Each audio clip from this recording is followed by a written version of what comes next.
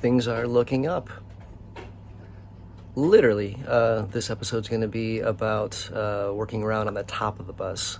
We had some holes to patch up, and we installed our MaxxAir fan, so that included removing our hatch and then building kind of a framework to mount the fan into it, because the opening for the hatch was larger than the fan opening.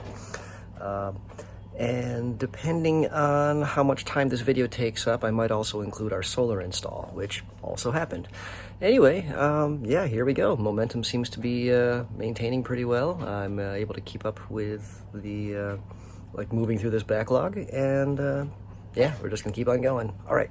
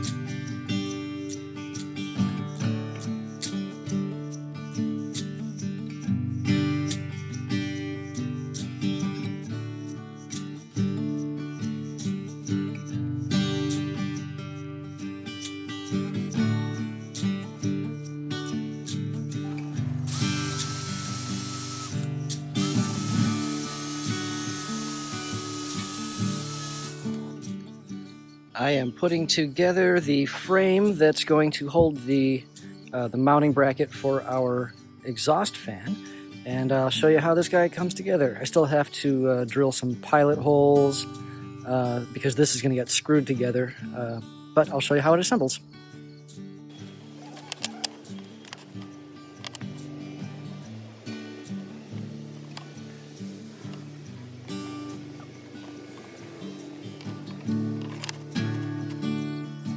So this is where it gets a little bit strange because the roof line of the bus. Hang on, I'm gonna get a prop. Because the roof is going to have a little bit of a dome, like a curve to it. The rails on the inside of the structure, they still have a little bit of a curve as well. So this is something of a sort of a 3D shape where the bracket is going to rest up here, and this is going to be flush with the outside skin at the top. And you'll notice that these are taller here, the two rails that are running front to back. That's because these are lined up with the upper shell. And the bottoms of these cross pieces, and then the two sides, which are going to go here and here, need to be lined up with the lower face of the inner face of the studs, or of the frame rails that go on the inside. So, and just because the wood that I had to work with here has a couple different thicknesses, I have to line these pieces up so they are flush on the top, and then these pieces and these pieces need to line up so they're flush on the bottom, and then these side pieces have to line up so they are flush with the top of the lower pieces, and there's a little bit of a gap at the bottom. So I'm going to do what I can to screw this whole thing together in that shape, and then this should slip right up into the cutout opening that was there for the escape hatch. And then we'll fasten these outer rails into the steel. Then we'll put our skin on the top from the outside, and then we'll be mounted.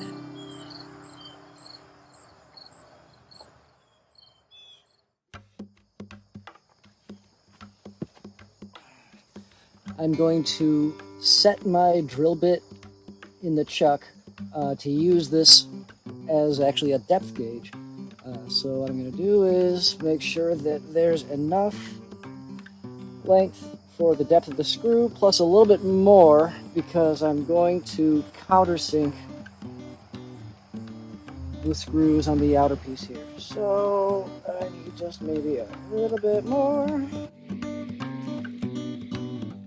Okay, that's screw length plus the plus an extra screw head length.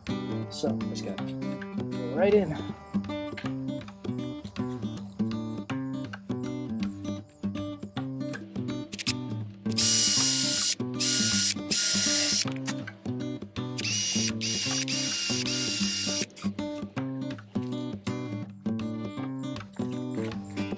I'm actually using my stepper bit for the countersink.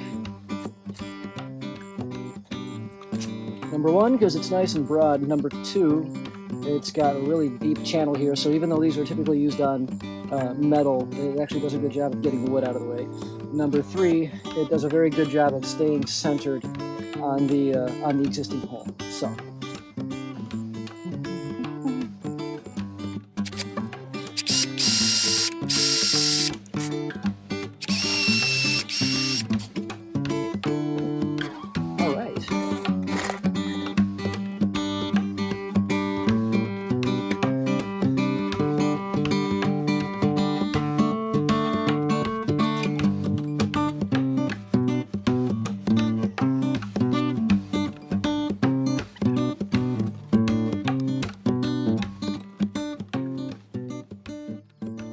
Earlier I marked some through holes in a different color here where the screws are going to go in for the actual MaxxFan frame.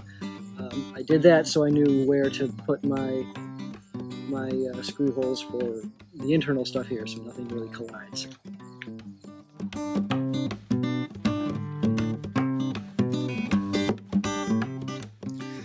Alright, we got this mounted in last night. Everything fit into place beautifully. It actually held itself in position before we even screwed it.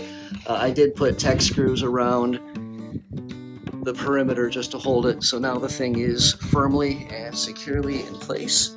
And I got the roof prepped from the outside. I'm going to head up there and finish drilling so that when we have proper temperature and humidity, I'll be able to put the sealant on and rivet the skin up to the top. Now, another thing I'll describe while I'm up here is my thinking behind how I designed this. The area around the actual insert is it's cut out of the 3/4 plywood, and you see that it's running lengthwise here. And the strength of plywood is like any other laminated structure. It's when the layers are lined up parallel to the forces that are applied on them. So a piece of wood like this is not very strong this way. It can bend. But a piece of wood oriented like this is very strong this way and will not bend. So I needed to get the surface area to make sure that the shelf that holds the weight of the fan, I just wanted to make sure that that was distributed pretty well here, but this wasn't going to be good enough to just run a couple pieces this way. So all of the structural members that are holding this frame in place are oriented vertically. So you can see the grain for the sandwich layers on top, and on the two rails that actually hold this piece together, those are not going to flex. And this is going to make very, very strong ridges to help keep that shape and be able to hold everything sucked down tight and not really move. It's overbuilt to hell, but that's kind of the way I get with these things. I'm going to take a minute to go over some tips about drilling metal, and mainly how it affects the longevity of your drill bits. The thing that kills a drill bit is the fact that the metal itself is heat tempered, and it's a harder version of the metal than the medium that you're cutting through. However, when a drill bit gets too hot, it actually softens that metal up again, and that's how the tip dulls. So one of the reasons why cutting oil is so useful is not just that it provides lubrication, but it also provides something else to let that heat kind of get into, and you actually kind of see cutting oils almost evaporate sometimes, and it's actually it's a way to wick heat away from your bit. In addition to that, people often think that, oh, metal's extra hard to cut, so you really need to like go crazy with it and use like a super high bit speed. You know, like if you have a drill that has a slow and a fast mode, it's not better to cut with a fast drill bit through metal, precisely for the reason that it generates more heat. So tips to extend the life of your drill bit and to get a better cut through your metal is to actually use slow speed and high pressure. Pushing down on hardened metal is not what's going to dull the tip. Again, it's always about heat. So, and then also keeping in mind about that high pressure, these things are, you know, the typical drill form factor is like a gun. So this is the angle that you want to put your pressure on, but when you are holding here, if you push too hard, you're actually putting a little bit of a torque on the drill bit and you're bending it slightly. And if you think about it, rotating, that direction of the bend is always applied in this direction while it's rotating around you. So I'm not explaining this all that well, but basically be mindful of the fact that you don't want to push sideways against your bit. That'll cause it to break. More so, you almost kind of need to give it a little extra push this way, or even better, put your weight and transfer it straight down through the body of the drill bit. So the way that looks in practice is this.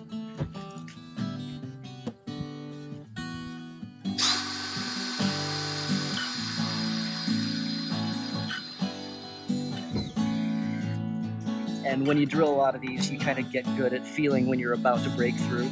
So while you're putting your high pressure on, as soon as you're close to punching through, you can kind of give up on the pressure a little bit. Or if you're really good at it, you can catch yourself as soon as you break through and reverse because you know that it's coming.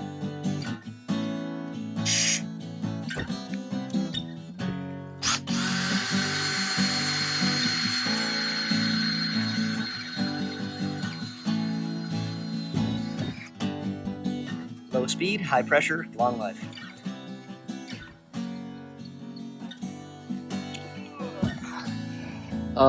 This is also applicable to different levels depending on the materials that you're cutting and the thickness of the metal that you're cutting. So what I was describing isn't necessarily necessary for thin metals like aluminum sheet. That you can sometimes just get away with cutting it dry, and that's all right. But whenever you're working with steel, steel comes in generally two different categories. There's mild steel, which is the typical standard general purpose industrial steel, and then there's stainless steel. Stainless is much harder and causes a lot more trouble with generating heat when you're cutting. Most cutting oils that you'll find anywhere is going to be this kind of stuff or rapid tap, and it's almost the same thing as like machine tool oil, and it's usually like a brown liquid. There's actually a product on the market, it used to be called West Lube. It was invented by some guy basically selling this stuff out of his garage for years, but they were bought out by Anchor Chemical, I believe it is, and so the product is now called Anchor Lube. But it is a water-based, almost like a runny mint toothpaste kind of a consistency, and it is the only stuff in the world that I would recommend for cutting stainless. You can get it online and order it in little squeeze bottles or even all the way up to like gallon-sized jugs. It smells like melted crayons, and it works better than anything. Anyway, product placement over. Cutting oil is also beneficial because it keeps your loose metal flakes under control. Instead of getting dusty and flying around everywhere, they just kind of sort of stay in a pile right by where you're cutting. And it makes it easier to just sort of clean up when you're done. So we got a cloud burst, and while we were finishing installing the new patch and fan mounting plate, we had another attack of the tree. So I guess we get to do another logging video soon. the impact here was pretty minimal. So we should be all right, but we'll get this cleared away and see how everything looks once it's drier. Well, there were incidents of sorts, but at least everything looks to be caulked where it's important. I'll go through and check out the situation after the weather clears up.